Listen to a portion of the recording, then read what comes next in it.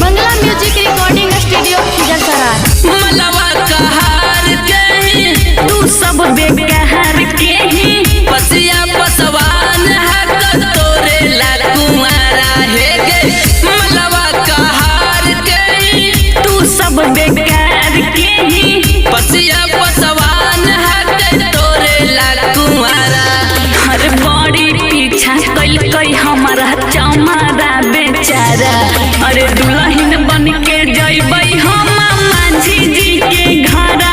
अरे दुल्हन बन के जइबै हम माझी जी के घरा।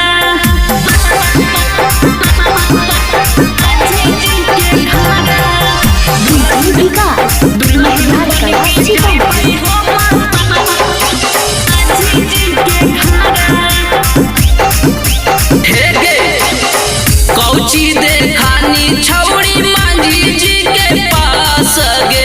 माझी के बच्चा बच्चा हो वही बदमाश रे। कौची देखानी छौड़ी माझी जी के पास गे। माझी के बच्चा बच्चा हो वही बदमाश। आगे छौड़ी कैल को खुशवाहा तोरा से प्यारा। आगे छौड़ी बन जो तू करे यारा। हर बड़ी पीछा कई हमारा बभना बेचारा। अरे दुल्हन बन के जइबै हम माझी जी के घरा। अरे दुल्हन बन के जइबै हम माझी जी के घरा।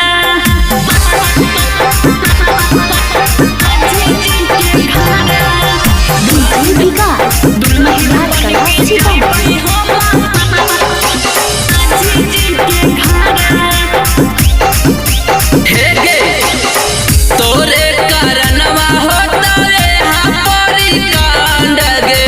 हमर ला भर के हकै जाती बारांड रे। तोरे कारणवा होतवे हापरी कांड गे। हमर ला भर के हकै जाती बारांड। आगे छौड़ी मुकेश मुकू के ले सहारा।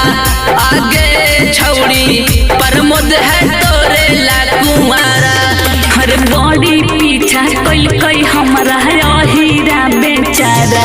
अरे दुल्हन बन के जइबै हम माझी जी के घरा। अरे दुल्हन बन के जइबै